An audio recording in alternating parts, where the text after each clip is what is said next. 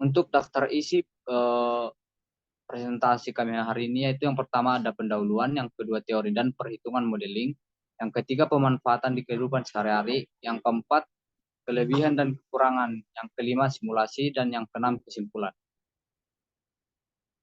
Untuk pendahuluan dijelaskan oleh teman saya. Oke, bagi pendahuluan, aliran gas dalam saluran seringkali bersifat kompresibel, di mana perubahan densitas terjadi akibat perubahan tekanan dan kecepatan aliran. Karakteristik aliran kompresibel ini membuat analisis dinamika aliran menjadi lebih kompleks dibandingkan aliran yang bersifat inkompresibel. Pemodelan aliran kompresibel penting untuk berbagai aplikasi seperti pada sistem jet engine, roket, dan ventilasi. Beberapa metode numerik telah dikembangkan untuk menganalisis aliran kompresibel seperti metode Euler, metode Navier-Stokes, dan metode potensial. Namun, metode ini masih memiliki keterbatasan kapasitas komputasi untuk sistem dengan geometri dan kondisi aliran yang rumit. Oleh karena itu, perlu dikembangkan suatu metode lain yang lebih efisien untuk menganalisis aliran kompresibel pada sistem dengan kondisi geometri dan aliran yang kompleks. Simulasi komputasi menjadi salah satu metode yang andal untuk menganalisis dinamika aliran tersebut. ANSYS merupakan perangkat lunak simulasi berbasis elemen terhingga yang dapat digunakan untuk simulasi aliran kompresibel. ANSYS ini memodelkan persamaan aliran kompresibel menggunakan berbagai pilihan persamaan seperti persamaan Euler, Navier-Stokes, hingga persamaan potensial. ANSYS mampu menangani perubahan densitas yang disebabkan oleh perubahan kecepatan dan tekanan. ANSYS juga memiliki kemampuan mesh adaptif yang membantu menangani pemecahan masalah aliran. Selanjutnya akan dibacakan oleh rekan saya.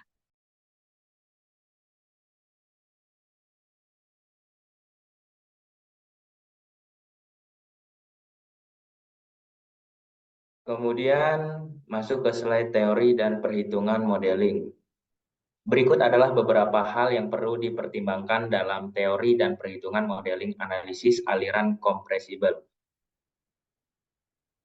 Yang pertama itu ada teori analisis aliran kompresibel.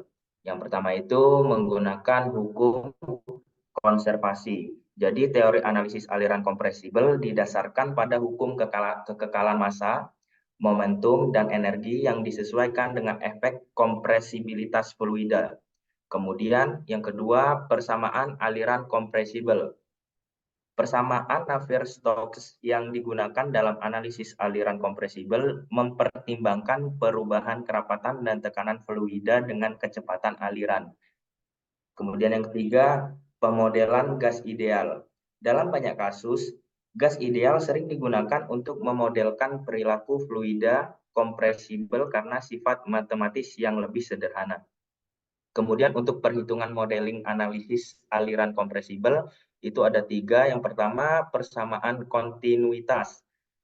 Persamaan kontinuitas ini digunakan untuk memodelkan perubahan kerapatan fluida sepanjang aliran, terutama pada daerah yang mengalami kompresi atau ekspansi.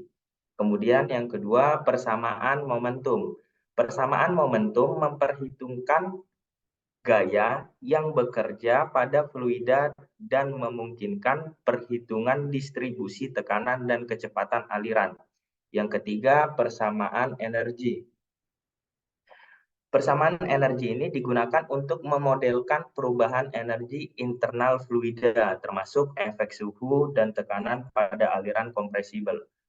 Kemudian kompleksitas perhitungan, itu ada 2. Yang pertama, metode numerik.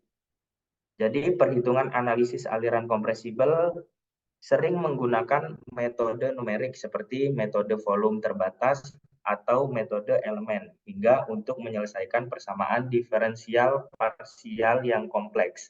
Kemudian iterasi. Karena kompleksitas model matematis, perhitungan analisis aliran kompresibel sering melibatkan proses iterasi yang memerlukan komputasi yang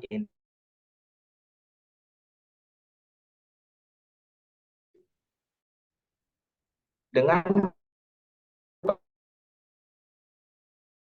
teori dan perhitungan modeling yang kompleks ini, analisis aliran kompresi akurat dan bermanfaat dalam berbagai aplikasi teknik. Next.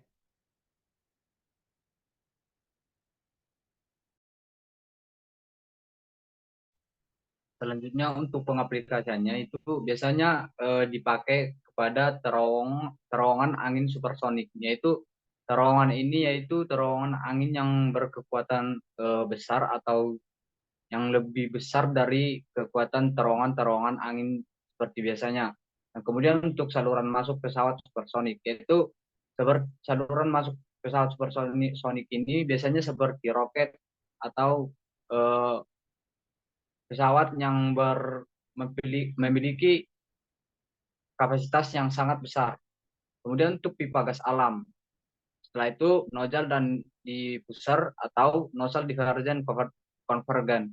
Nah, kemudian turbin, kipas dan pompa.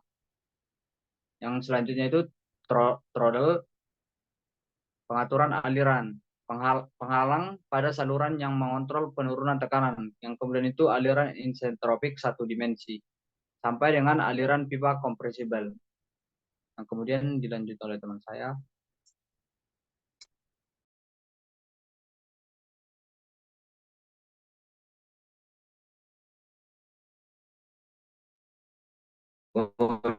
Kemudian ada kelebihan dan kekurangan.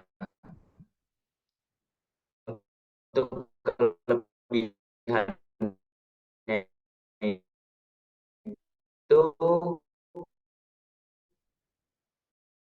yang pertama, pemahaman yang mendalam, analisa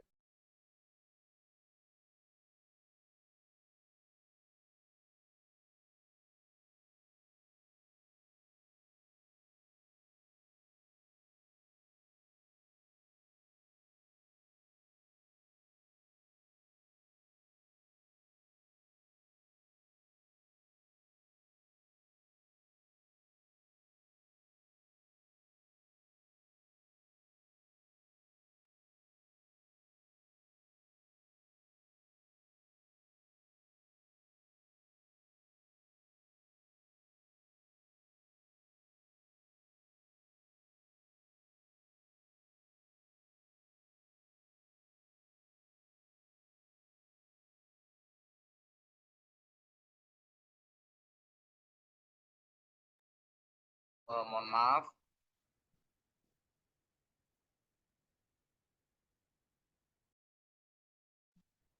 Selanjutnya itu kelebihan pada compressible flow analysis, yaitu yang pertama pemahaman yang mendalam, yaitu analisis aliran compressible memungkinkan pemahaman yang lebih mendalam tentang perilaku fluida yang compressible, terutama pada kecepatan tinggi dan tekanan tinggi. Yang kedua, akurasi pada kecepatan tinggi.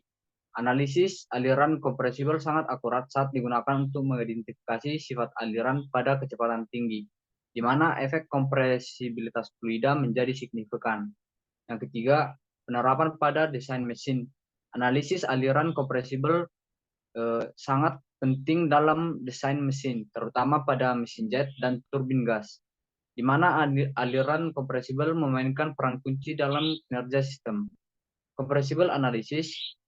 Untuk kekurangan, compressible analisis aliran compressible cenderung lebih kompleks daripada analisis aliran compressible karena mempertimbangkan efek kompresibilitas fluida yang memerlukan persamaan matematis yang lebih rumit. Yang kedua, keterbatasan model, yaitu beberapa model analisis aliran compressible mungkin memiliki keterbatasan dalam menggambarkan secara akurat fenomena aliran pada kondisi tertentu, seperti aliran turbulen yang kompleks. 3. Penggunaan sumber daya. Analisis aliran compressible seringkali membutuhkan penggunaan sumber daya yang komputasi yang lebih besar untuk menghitung dan memodelkan aliran dengan akurat, sehingga dapat memerlukan waktu. Kemudian dilanjutkan oleh teman saya.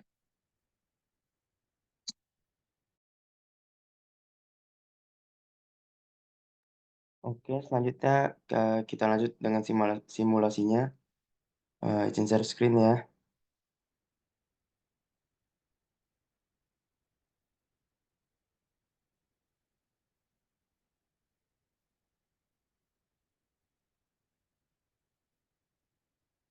Nah, pertama kita buka dulu workbench dari ANSYS ini. Lalu eh, kita pilih ini fluid flow CFX, kita tarik ke tengah sini. Nah, nanti akan berbentuk seperti ini. Lalu kalau sudah kita pilih setup, lalu kita pilih edit. Nanti akan terbuka menjadi seperti ini.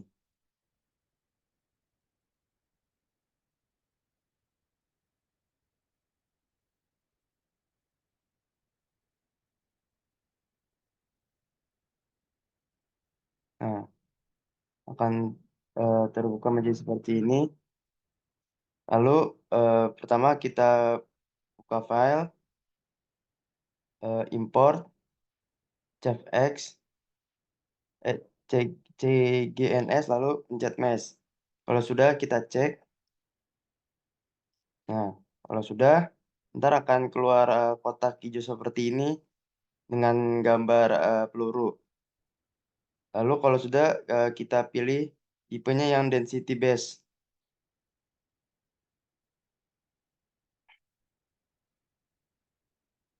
Lalu setelah itu eh,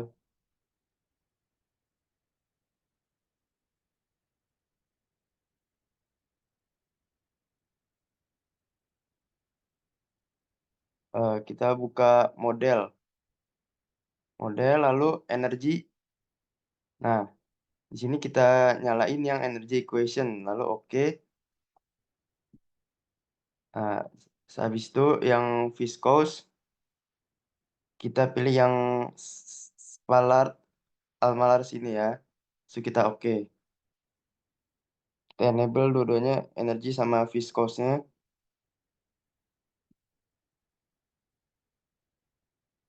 Lalu kalau sudah kita ke yang material. Kita pilih yang fluid, yang air.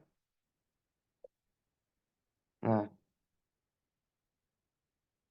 lalu kita ubah nih. Awalnya kan konstan, diubah menjadi ideal gas. Kalau udah, pencet change atau create ini.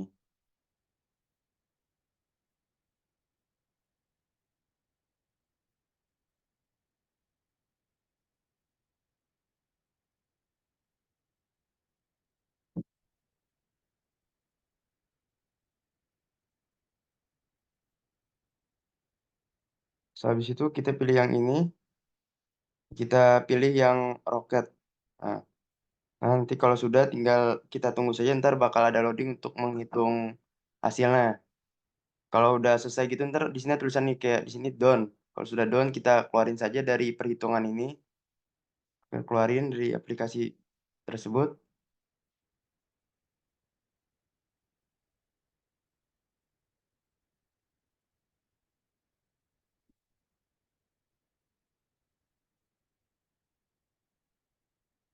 Nah, kalau udah kita tutup kan bakal balik lagi ke yang workbench.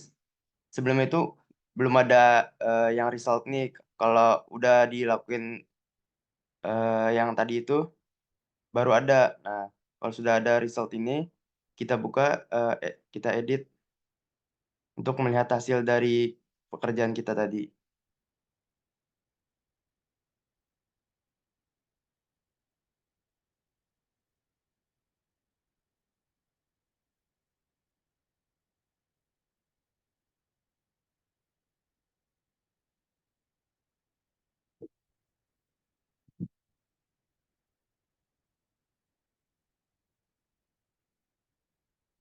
Nah, ini merupakan hasil dari hasil kerja yang udah dibuat tadi itu.